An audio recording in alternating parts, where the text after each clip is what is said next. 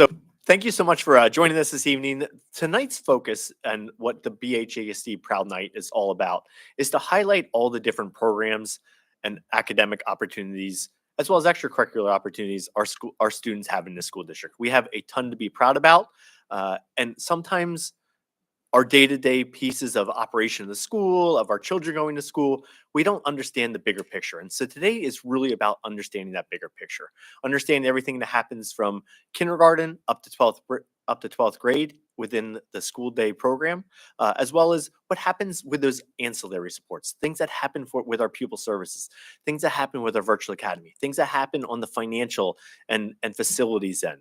That's the purpose of tonight. We have a ton to be proud of here in the school district, and this is an opportunity to share those things, to highlight those. This evening, we're going to go through several of those iterations and slides to share those opportunities. If there are any questions, we are absolutely open to dialogue, but what we'd like to do is just hold those until the end, and then we can have that conversation afterwards once we end the recording. So to kick off, I'm going to turn over to Mrs. Carly Connect.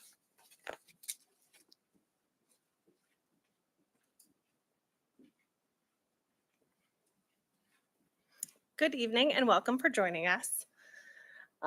To start with our agenda for the evening, we're going to talk a little bit about the P.R.O.U.D philosophy. We'll go into an overview of each of the buildings and the different programs that they offer, as well as their virtual academy. From there, we'll go into our pupil services, our business and maintenance. To tie a little bow on the evening, we're going to talk about our profile of a learner, and then a summary of why we are BHASD proud. To start with our P.R.O.U.D philosophy, this is something that we created all through last year and really focused on what did we need to instill in our students and why are they proud to be here at Brandywine Heights. Part of this focused not only on academics, but also the behavior and skills that students needed to be successful in the classroom and as a member of the Brandywine community. So we focused this around the word proud. Why are they proud to be here? But those letters also mean an important tenet that contributes to their success. So P for prepared, making sure that students are prepared for their lessons, for their extracurriculars, for their activities. Are they respectful while they're here? Are they showing ownership, that understanding of concepts? And are they determined to meet their goals? If you look through this P.R.O.U.D philosophy, there's also capitalized words throughout here. Those contribute to the different skills that are in our profile of a learner, but then we made sure that it is all tied together and embedded within this P.R.O.U.D philosophy.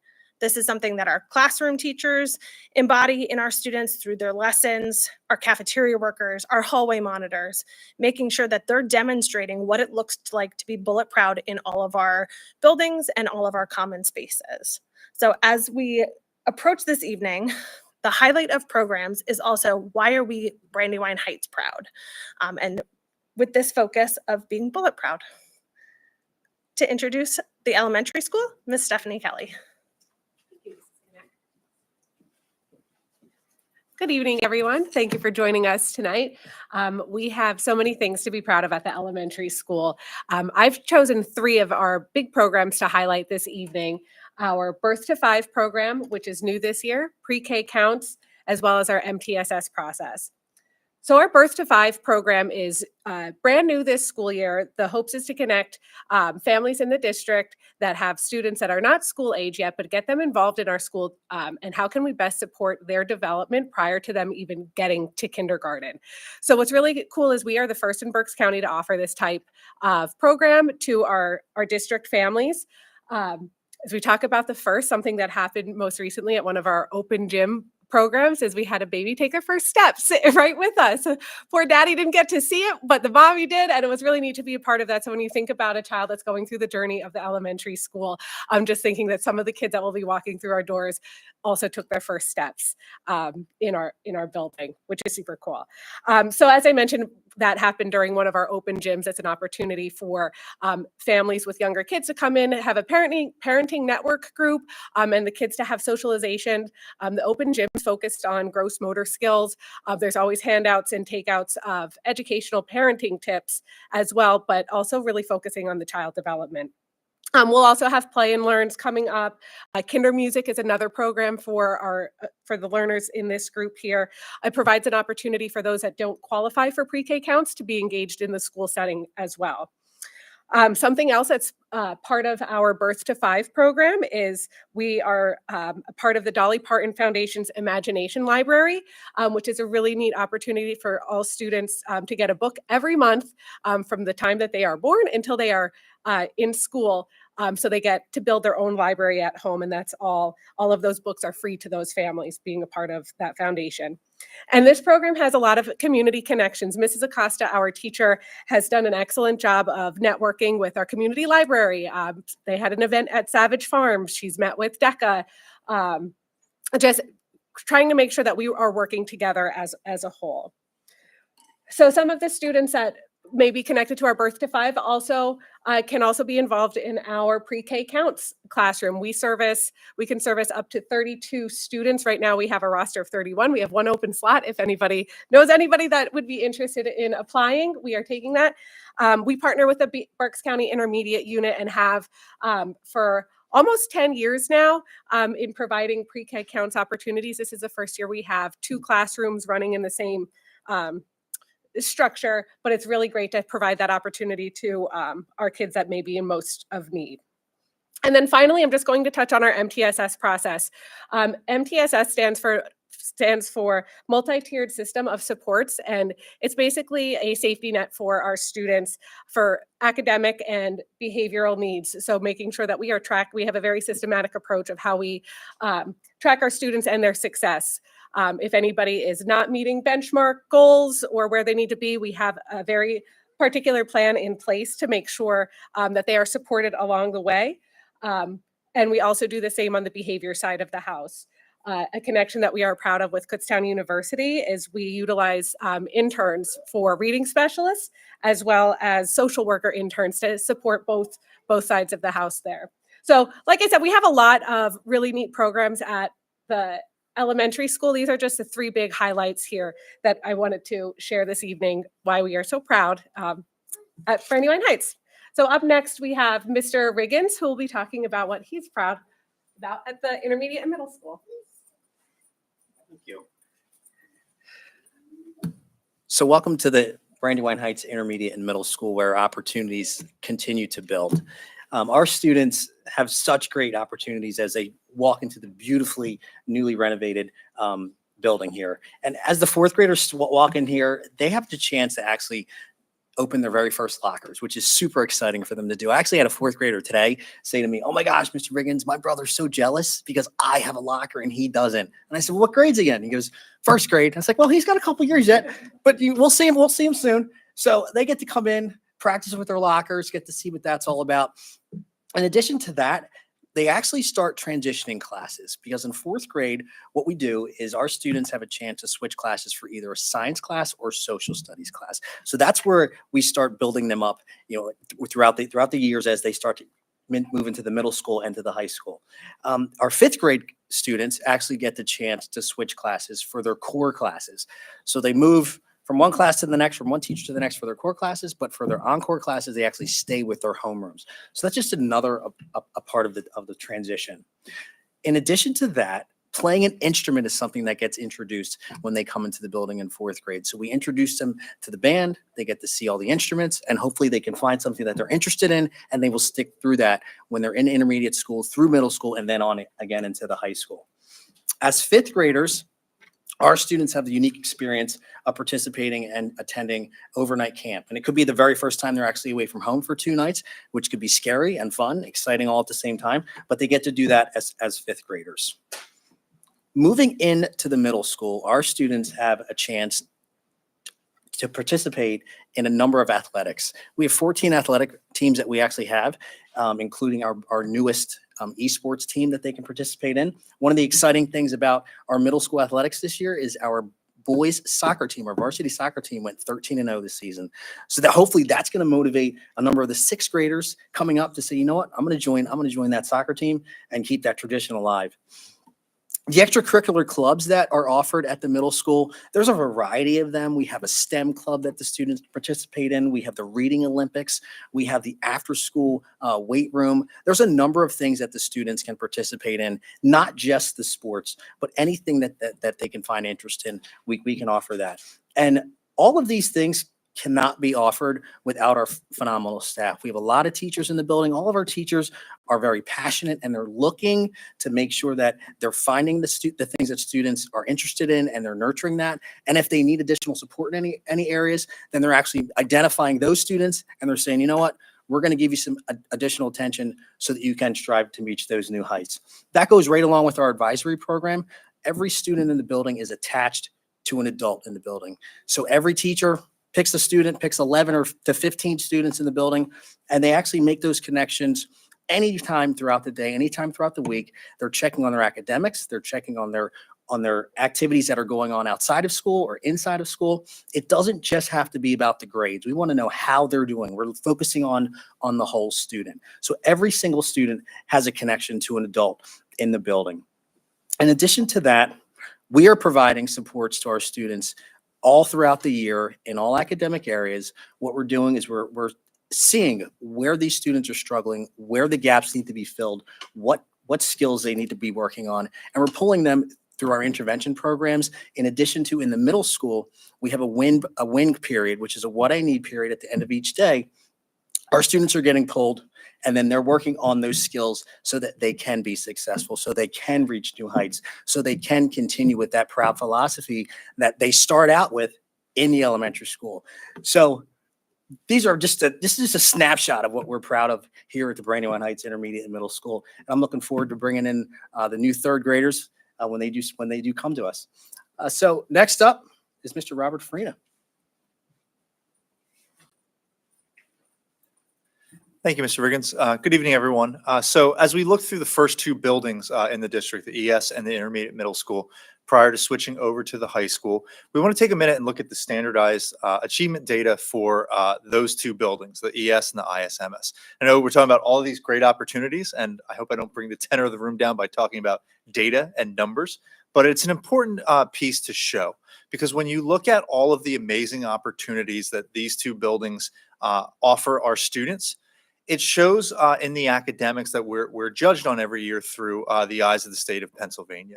And a few things that both Mr. Riggins and Ms. Kelly hit on that I think are very important are the MTSS model, the intervention model that we work with for our students, because this shows our students where they're at and giving them the academic supports they need to achieve at higher levels. And then the other piece of that is that holistic approach, is that we look at what our students need from all angles, not just academic support, but social and emotional support, that connection to an adult. And all of those holistic pieces help make students more well-rounded and be more successful. So in looking at county comparisons or county performance on last year's PSSA, this chart with a lot of different colors and lines show where our school district ranks in those tests. The solid red line is Brandywine Heights Area School District. And the other dotted lines are the other 17 school districts within Berks County. And as you can see, as we progress from third grade through eighth grade, the grade levels that take the PSSA tests, we are scoring above the county average in each of those grade levels. So as you can see in third, fourth, and fifth grade, we are the second and fourth ranked schools comparatively in those age ranges. And as we progress through the middle school, we move more towards the middle of the pack. But as our students leave here in eighth grade, we are achieving 7th out of 18 school districts in Berks County when it comes to math achievement. So as our students do move through the grade levels, we can see that math achievement is something that we have been focusing on and is something that is improving. If you followed our presentations through the past 5-10 years, you would know that this is something that we are focusing on is our math achievement.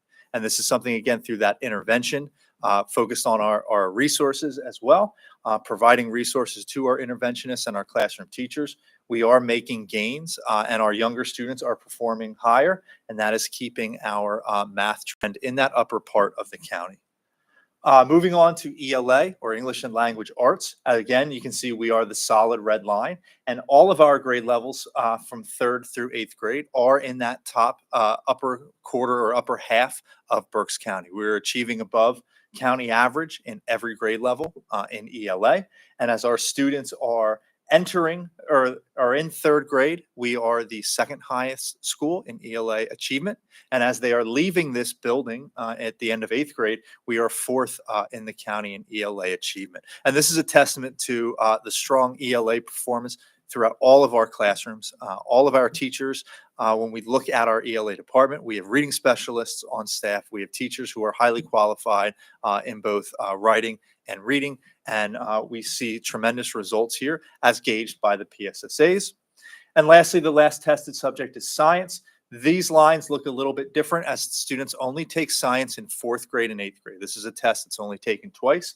But as you can see, we are 3rd in the county in 4th grade and 4th in the county in 8th grade. So again, our science achievement is in that top half of the county at both of those tested grade levels. So before I turn it over to Mr. Ostrowski in the high school, I think it's important to note as we look at all of the great programs that Mr. Riggins and Ms. Kelly spoke about, we are seeing that it is having positive impacts on our academics as gauged through the PSSA assessments. So at this point, we'll turn everything over to Mr. Ostrowski, our high school assistant principal. Mr. Jinich, our high school principal, is unable to join us tonight because he is currently at an awards ceremony recognizing 2 of our staff members, Mr. Chris Cole and Mrs. Lori Angstadt, who have been coaching in Berks County for over 20 years. They're being recognized for their service this evening, and Mr. Jinich is there participating in their recognition. So, Mr. Ostrowski.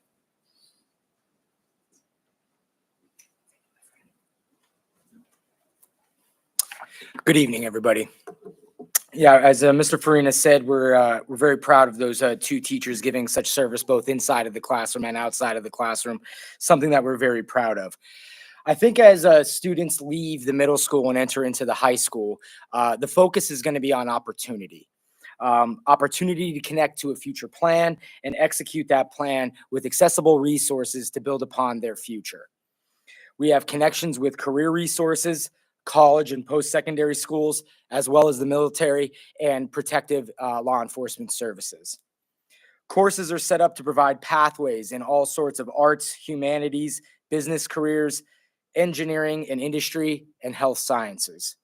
Additional 4-year pathways created or are in development that we currently have are for engineering, computer science, and agricultural resources. We have a dedicated staff at the high school. They connect students to an opportunity in order for them to grow and learn in their own field and what they're interested in. We have a highly knowledgeable guidance staff focused on career development, those post-secondary connections, and especially in today's day and age, supporting that social and emotional health. We have a wealth of clubs, organizations, experiences, and teams to turn student interests and passions into those opportunities for learning and achieving at the high school. We have incredible access to opportunities in arts, music, and drama to help expand those creative outlets and build upon those foundations that they're learning in their classrooms. To speak upon some of those opportunities we have here, one of those is our BCTC program at our career and technical schools. We have 22% of our high school students attending the BCTC facilities. The largest cluster that we currently have is in our healthcare field, and the second largest cluster is in our transportation, which includes auto technicians, diesel, and heavy equipment. The NOCT scores for last year in our 22-23 were 100% competent and advanced, and our pre-NOCT scores sit at 96%. So we are truly seeing the on-hands work at BCTC go along with what we are seeing in their foundational elements here in our schools at Brandywine. To speak to what we have with our AP and dual enrollment, the students in dual enrollment, we had 81 kids last year taking 164 courses for 522 credits. This year, we have 60 students in 130 courses taking 400 credits.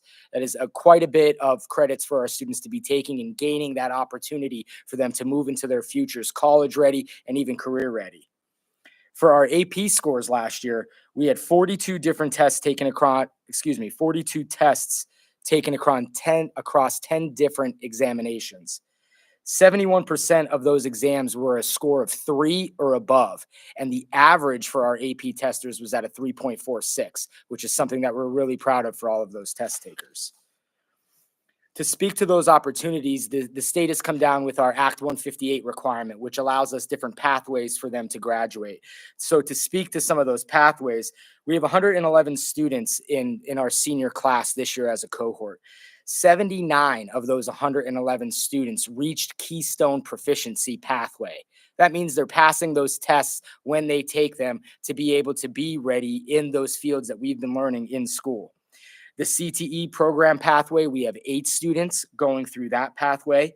The alternative assessment pathway, which is your NOCD, your ASVAB, different other tests like that, you're at 11.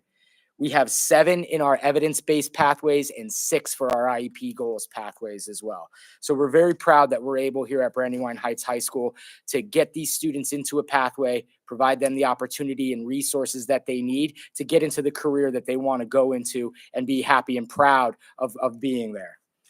And finally, this year, we have 17 internships at our school, which we allow the kids to leave, get work experience. 4 of those are in education. 1 of those is in the arts. 3 are in hospitality. 2 in animal care. 3 are in the trades. 3 are in the business. 1 is in the health professions. And the total hours worked that those 17 students work per week is at 158 hours. So we're very proud that we're able to provide them those opportunities and those internships to get out into the real world and actualize their opportunities and pathways. And we're very, very proud to be able to do that at Brandywine Heights High School. I'm going to turn over some of our data abilities at our high school back to Mr. Farina. Thank you.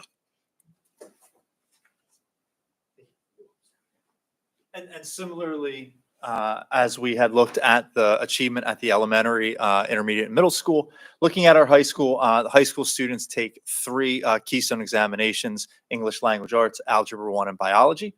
And in looking at our graduating cohort of 2023, as you can see, our ELA percentage was 74% proficient or advanced, Algebra 1, 45.6%. And as I had shared earlier, this has been one of our areas of focus. And as we look at our younger grades and the math achievement rising, we do believe that this score in Algebra 1 will continue to rise and be more in line with what we see at ELA and Biology. And lastly, Biology was at 68.6% proficient or advanced in that graduating class. As you can see, all 3 tested areas, we are well above the state average of achievement. And that is something that we do want to continue to capitalize on. So our students who are in the high school are prepared for life beyond high school, whatever career path that looks like for them. And at this point, I'd like to turn everything over to Mrs. Honich, our Virtual Academy Director.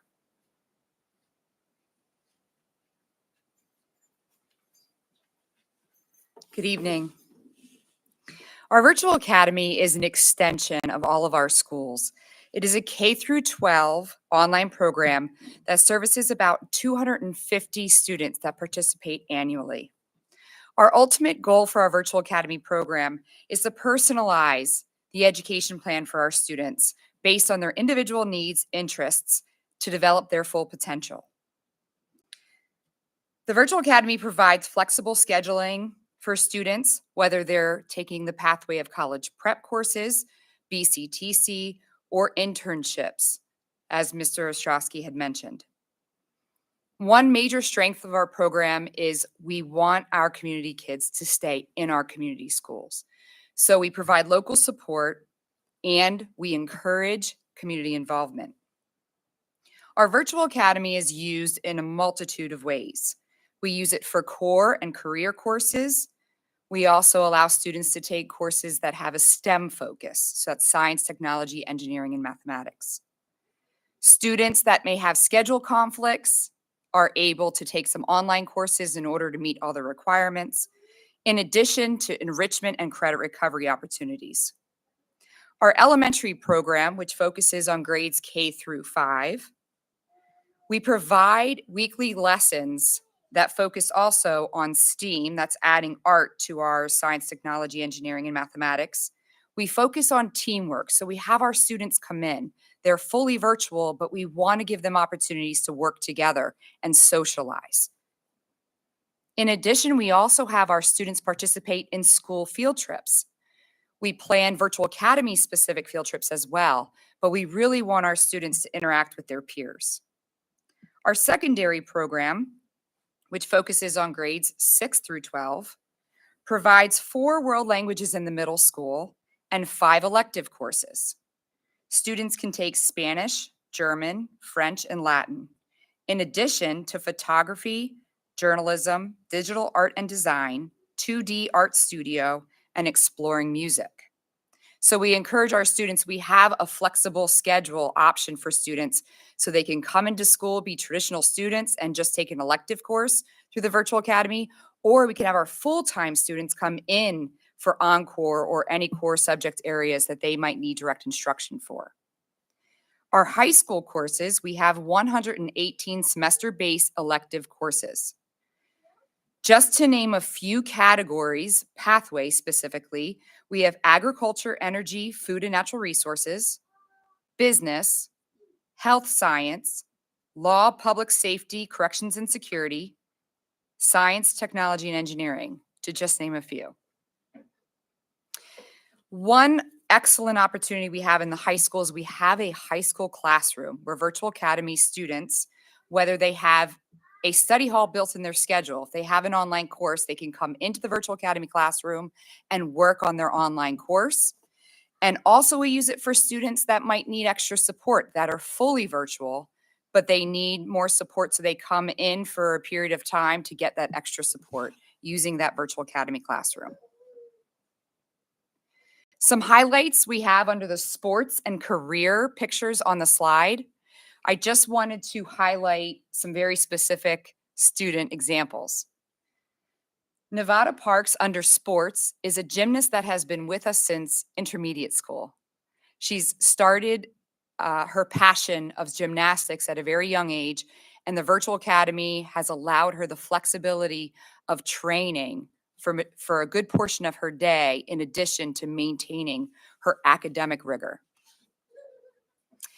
The other slide under careers, we have traditional virtual academy, traditional students in the high school that participate in a program called medical health professions, and they're able to test out whether their passion for their career choice is something they want to continue before entering an MHP program by taking courses like medical terminology and introduction to health science.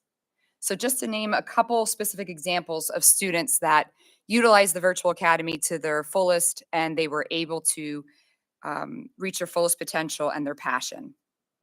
We are bullet proud of our students using opportunities through the virtual academy that are not possible in the traditional school environment to reach new heights. At this time, I'd like to introduce Mrs. Mandy Kircher, our Director of People Services.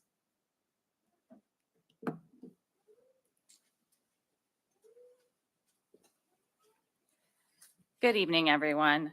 Tonight, we're going to take a look at the pieces that we'll highlight from the Pupil Services Office. So our office oversees 6 different departments, from the social service and guidance departments to nursing, special education, gifted education, and ESL education. When we look at some of the things from our special education department, we serve approximately 294 students in that department. There are 3 big areas that we'd like to address tonight that we're very proud of that from this past school year we've implemented. The first is the multi-tiered system of supports, which Ms. Kelly alluded to earlier. With that piece, we've focused solely on this year developing the behavioral model side of that intervention support for our students, K through 12. We kicked off and opened up a behavioral support classroom in the elementary school this year for our K to 3 students. So now we have a full continuum of services, K through 12, for the behavioral supports in Brandywine. Additionally, we've also opened up spaces for the students in the intermediate building as well as the elementary for de-escalation. And there in those spaces, they can work with teachers alongside counselors to address some of the behavioral needs and be able to identify different strategies that they can utilize to cope and assist them in dealing with some of the feelings and emotions and things that they are facing in classrooms. Moving on, we've also started the access coordinator position in a pupil services office. So that position is held by Mrs. Sibley, and she started approximately, I want to say 4 weeks ago with us. She has identified 148 students within the special education group that can be serviced with medical assistance and access billing. And then down across the bottom, we have some of our career pathway opportunities that we've been able to provide to our students with the joint efforts of Ms. McLean in our high school and our transition coordinator, Mrs. Mole. These students are able to participate in programs like Project Search, which is a cooperative program with St. Joseph's Hospital in Reading. The P.R.O.U.D program, which is the practical preparation for adult life program through BCIU, along with the PAYS lab, which is the preparation for experiments with different pathways. Like we see one of our students down the bottom learning some of the woodworking skills. So they are actually implementing some of the things that some of our other students are going to be CTC for, but this is more in that practical application and getting them ready for that transition between high school and then the career and workforce. As we move on, we're going to take a look at our guidance, nursing, and social services departments. And here we have Mrs. Menino with us tonight in the back, if you'd like to stand up. She is our new social service coordinator, and she is working with approximately 100 students, so 9 of them being homeless and 91 of them being identified with some social and behavioral and emotional needs.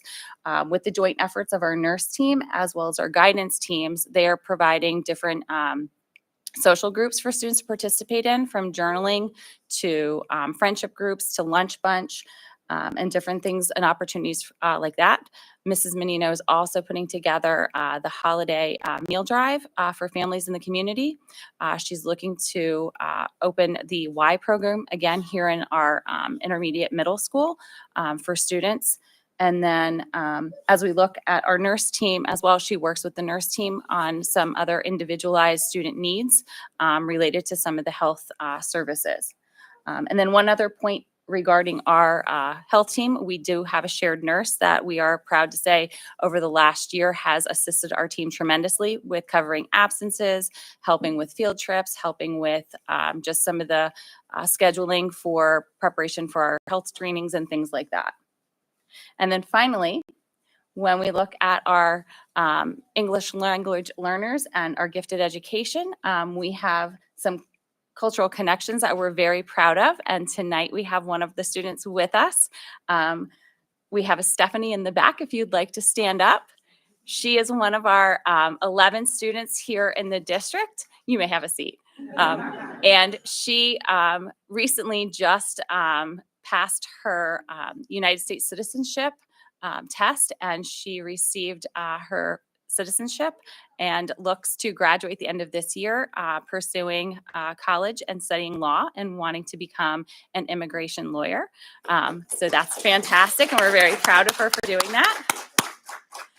Additionally, we have Carlos over here on the left, who goes to our BCTC program and is learning masonry, and he is looking to attain a job after graduation this year as well in the field of masonry and carpentry. And then finally, from our gifted education, we have approximately 48 students in the gifted education program here. This year, they're looking at developing the brain-based learning with our students. So as part of that study and teaching students about how they learn, Dr. Graham, I should say, at the high school has taken his students on a fossil dig. And Mrs. Levingood's class at the bottom, she is our new gifted instructor K-5. She has been doing a lot with metacognition and teaching students about their thinking and how they learn best. So those are the things that we are proud of from our pupil services department. Next, I will introduce Mrs. Olguero for business and operations. Thank you, and good evening, everybody. My name is Ms. Delgarico, and I am the business manager here at Brandywine Heights Area School District. This evening, well, I guess I should back up for the business and operations part. So essentially, within the business sector, we have the buildings and grounds, transportation, food service, obviously the financial component.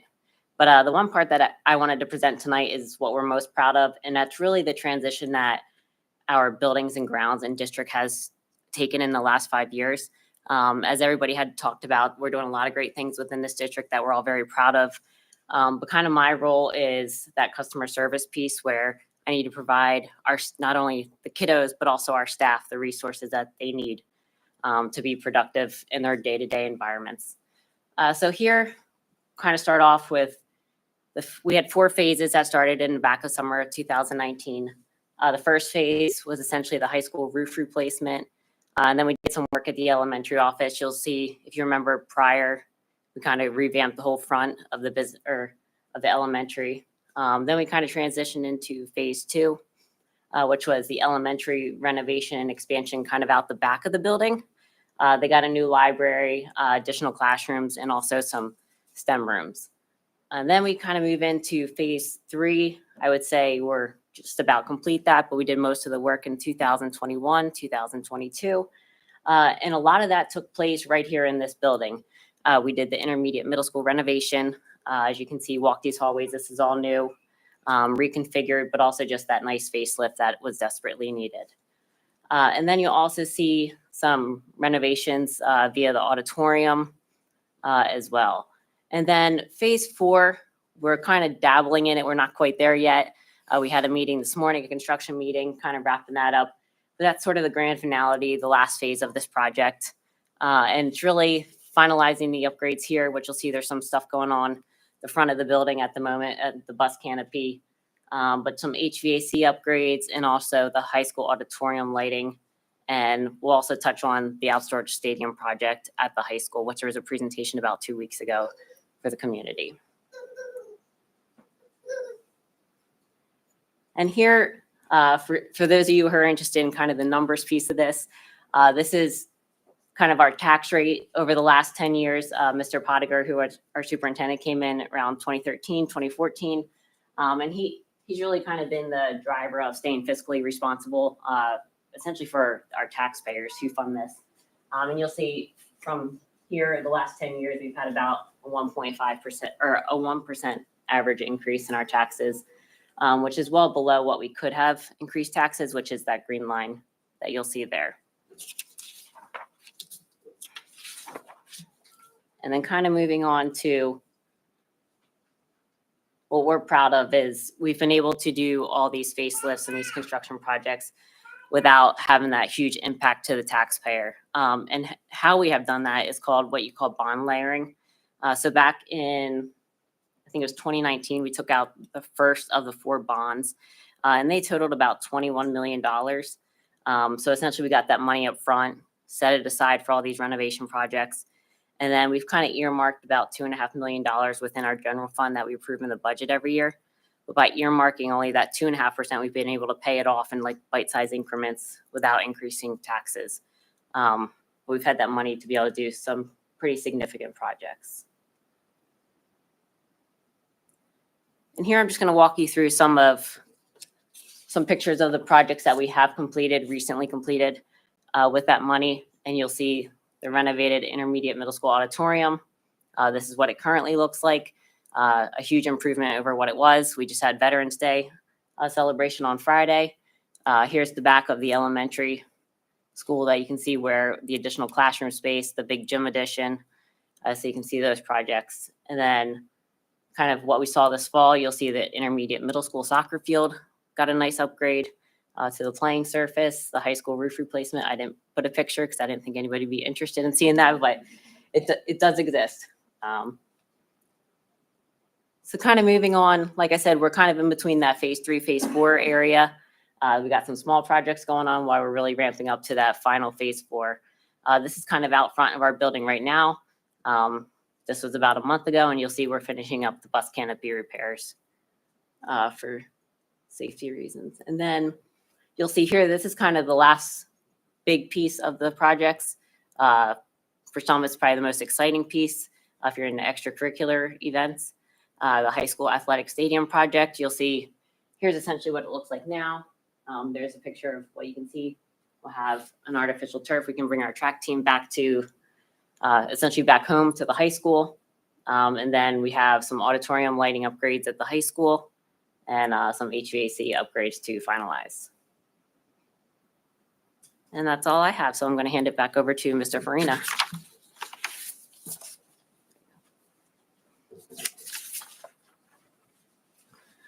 So as Mrs. Connect started the evening, we talked about the BHASD P.R.O.U.D program and what those attributes are and how they link to our profile of a learner. And to conclude the academic portion and the programmatic portion of this evening, we want to take a few minutes just to look at what that profile of a learner is.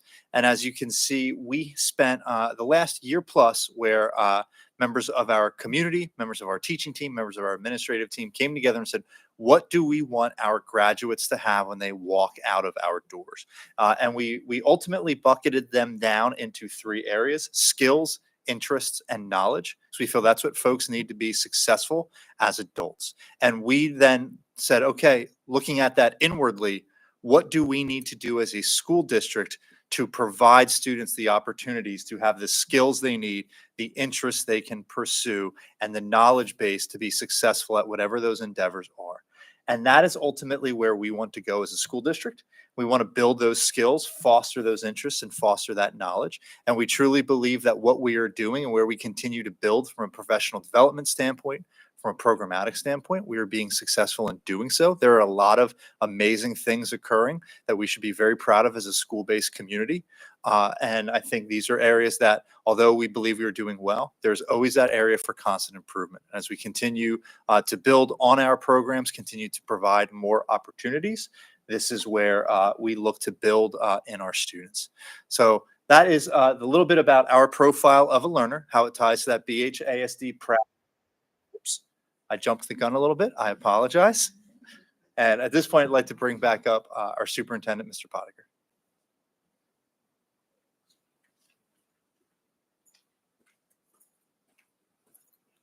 So to transition, we have a video that we'd like to share. And this video is a highlight of our staff as well as our students sharing some accolades of what they enjoy and why they like being here at Brandywine Heights Area School District.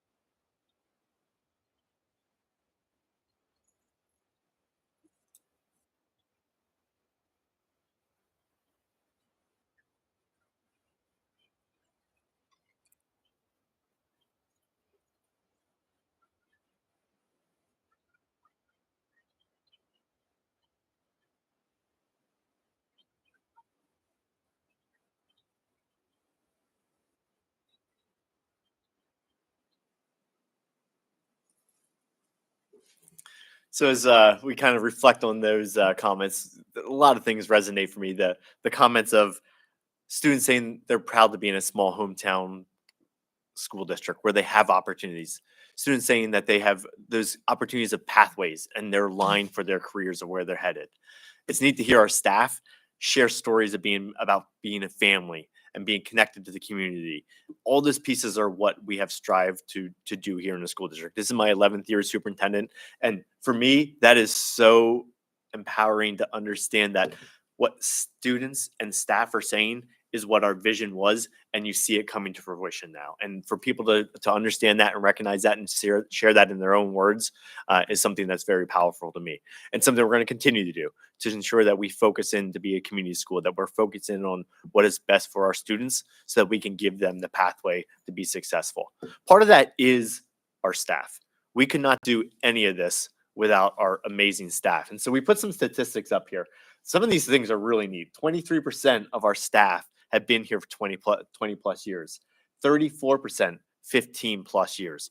That just talks about dedication. That talks about drive. That it talks about that understanding of who we are as a school district, who we are as a community. Those things are powerful. And then you layer that into the community connection. So 40 of our staff members attended Brandywine as a student. 61 have children that are in the school district or have graduated from the school district. And 63 of our staff members actually live in this community. Those are big, powerful numbers when you talk about understanding where students are, understanding our challenges and our successes of being in a small rural school. It is part of that fabric that Mr. Donato talked about. It is the fabric of our community. It's the fabric of who we are as a school district. Again, as I mentioned, if it wasn't for our faculty and staff, we wouldn't be where we are today. And it is what makes all these opportunities possible. Finally, our administrative team, they did a phenomenal job here tonight, highlighting the programs. They do a phenomenal job day in and day out, putting countless hours into the program here. Their goal is to do whatever it takes to make it best for our students. We have a motto here, student first. This administrative team are absolutely student first. They are focused in on and will do whatever it takes at whatever hour to make sure that our students are the priority. And I am so thankful and blessed to be able to be working with them. It has driven us to the point that we're at in that excellence, whether we measure that from an academic perspective, as Mr. Farina shared, or we measure that from the student perspective and highlighting a student that just received a passport and is going to go on to be a lawyer in this country. Those are amazing success stories and ones that we are really proud of as a school district. And I hope this evening, kind of as we focus all that and put it together, it was a quick night, but the idea was to give a snapshot of what it means to be Brandywine proud, from the elementary, the intermediate, the middle school, the high school, to our pupil services programs, to being fiscally responsible with our facilities and our finances. All those things have to come together in balancing what it means to be a community school, money, students, and really focusing on how can we make sure that every student walks out of here being proud of their education here and are ready for the next step in their life. That is the goal for our school district. That's the goal for our administrative team, for our staff, and honestly for our community, because these students are going to be the next leaders in our community. They're going to be the ones that are going to be taking our country to the next step, and we have to do everything we can to make sure that they are properly prepared for that next step. So I thank you so much for being here this evening, for being part of this special night, and hopefully you walk away a little bit proud of where we are as a school district as well. All right, that is the end of the presentation.